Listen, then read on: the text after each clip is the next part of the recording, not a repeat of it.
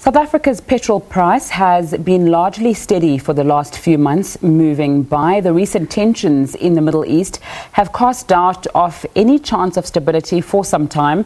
The oil price has spiked as much as 6.5% this year following the killing of Iran's top military commander. The Brent crude price has, however, rebounded as the day passed without any new escalation. Despite constant threats, Iran's response to the U.S. strike is still yet to be known. Neighboring countries are hopeful that Iran would be unlikely to strike against the U.S., which would disrupt supplies and its own crude exports. Now, a war between Iran and the United States would change the price of oil, affecting the price of petrol in South Africa. Investors, in the meantime, have poured into gold and the Japanese yen for safety and to avoid further erosion in wealth. Let's go to your Asian markets now. China's benchmark index closed at its highest level in more than 8 months yesterday, resuming a rally prompted by hopes of a brighter trade outlook and more policy support as worries over Middle East tensions eased. Investors drew relief as there was no immediate escalations between Washington and Tehran. Energy shares underperformed after a rally on Monday as oil prices slid after analysts tempered expectations of a widespread conflict in the Middle East. The Japanese Nikkei is up 1.6% to 23,575 points, while the Shanghai Composite Index ended 0.69% higher at 3,104 points. That's its highest close since April 25th last year. The Hang Seng is also up, but only marginally, sitting at 28,266 points. Let's go to the United States now. U.S. stocks ended higher last night, rebounding from Friday's losses as investors brushed aside increased tensions in the Middle East, while shares of Alphabet and other internet names gained. The Dow Jones Industrial Average rose 0.25% to 28,703 points. The S&P 500 gained just over 0.33% to 3,246 points. And the Nasdaq Composite added 0.5% to 9,071 points. Let's get some more news on the markets. My colleague Arabile Gumede is standing by. Very good afternoon to you, Arabile. What's happening this afternoon?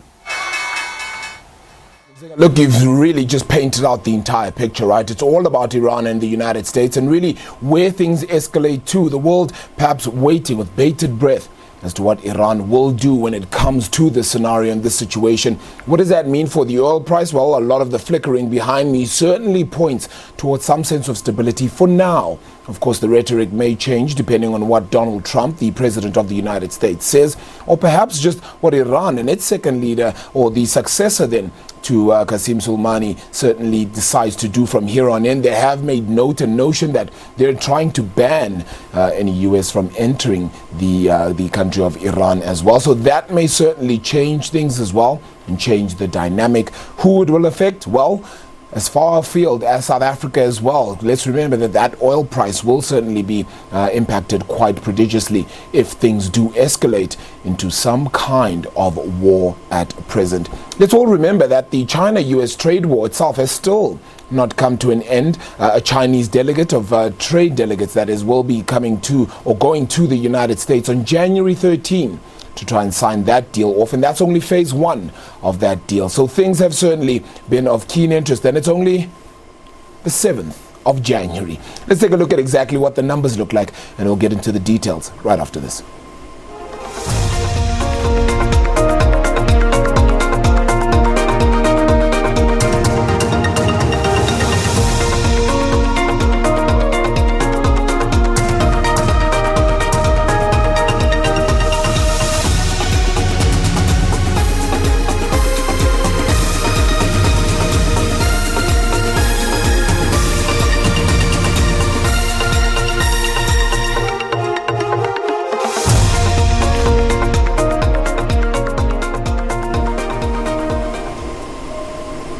Well, easy does it for that rand picture. 14.25 odd against the US dollar, having peaked at around 14.36 yesterday.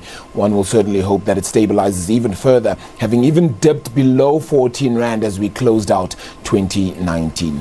Let's chat then to Martin Harris then from IG South Africa as we get to unpack this market picture just a little bit more. Thank you so much for the time. Happy New Year as well. Trust you had a wonderful break. It's all, however, capitulated as the start of the year, and all we're getting is the markets turbulent because of the tension out in the Middle East? Absolutely. Thank you for having me, Arabella. I think coming back from holiday, things are hot already.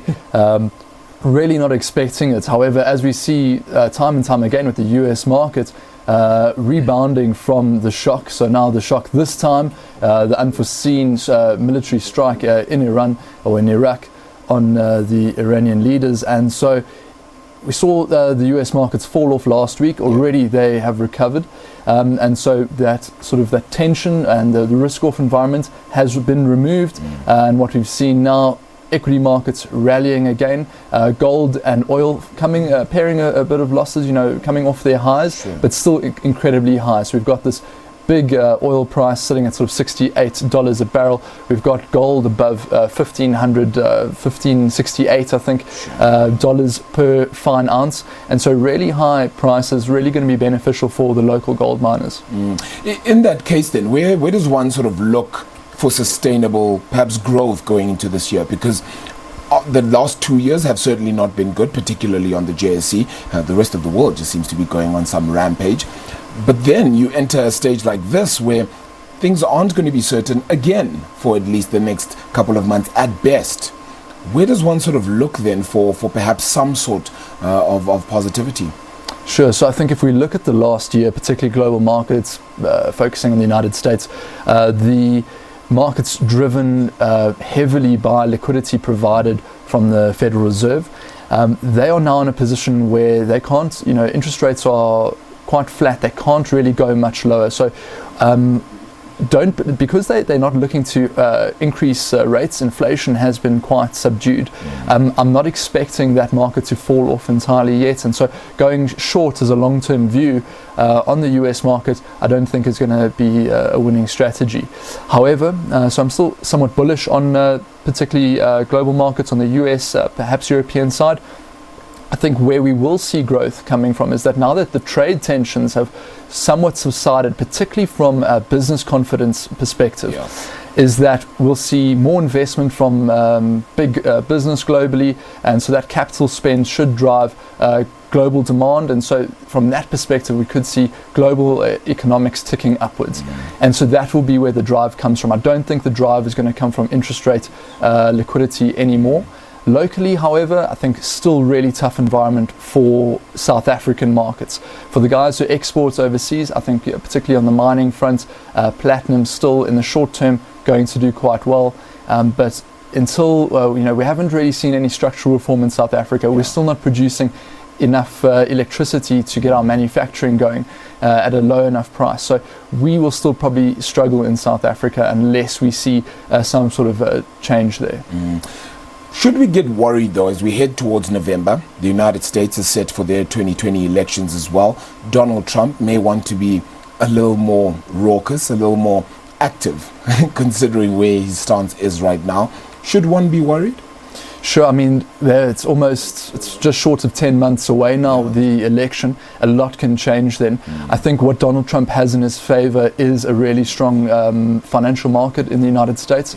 That typically means that Republicans don't lose on winning financial markets. He's also posturing at the moment, I think really trying to bring the strongman politics in it, trying to position himself as a bit of a maverick, and this idea that he will respond with disproportionate force. So if Iran, who will, this is now the concern at the moment, why the oil price, why the gold price is so high, is now we're waiting for Iran's response. And Donald Trump has stated that he will respond disproportionately. So you stub his toe and he punches you in the face. So that's really what the concern will be. So if they can ease the tensions. Now I know that Europe is stepping in, they're trying to ease tensions now with Iran. If tensions can be eased, I think we see strong markets going forward, we see a victory for Donald Trump. If however things sour and the only solution is to have another candidate come through, then we could see a loss on the Donald Trump side. Yeah, it's almost as if the impeachment means absolutely nothing as well. I asked the question, how does an impeached president get allowed still the fortitude to still make calls like killing an Iranian commander as well from that military. But of course, it still has to go to Senate. So we'll see that discussion go through. Brent crude, $68.50 a barrel. At some point last year, we were even talking below 60. Is this the new normal? Or if things get better with Iran and the United States, we get back to the early 60s odd? Yeah, possibly. I mean, what the problem for Iran now is that if sanctions are imposed, oil becomes their only real asset to trade, and so they'll start pumping a lot of oil, and so there's a increased supply. And OPEC have kept an artificially low supply of oil. That's where this high price is coming from. So there's a global reduced demand for oil, and so if anyone does start increasing supply, we'll see that that price fall quite rapidly. It really has been kept artificially low. Really the concerns are now with trade, well, with a real war and tensions in the Middle East. Where can that price go? Certainly upwards of $75 a barrel, $80 a barrel. Oh boy, that doesn't spell good news for our petrol price. That's one thing for sure. Martin, appreciate the time. Thank you very much, so much. We'll certainly catch up with you the rest of the year as well. So some nervous times across the trading floors and of course across the rest of the globe as well. What is going to happen as Donald Trump and the Middle East perhaps settle in on some sort of thought as to where they go to from here. We'll continue to check in on the markets. Of course, my colleague Nzinga Qunta, though, does join you right after the short break to give you the latest when it comes to economic news. For now, though, from right here at the Johannesburg Stock Exchange, that's where the buck stops.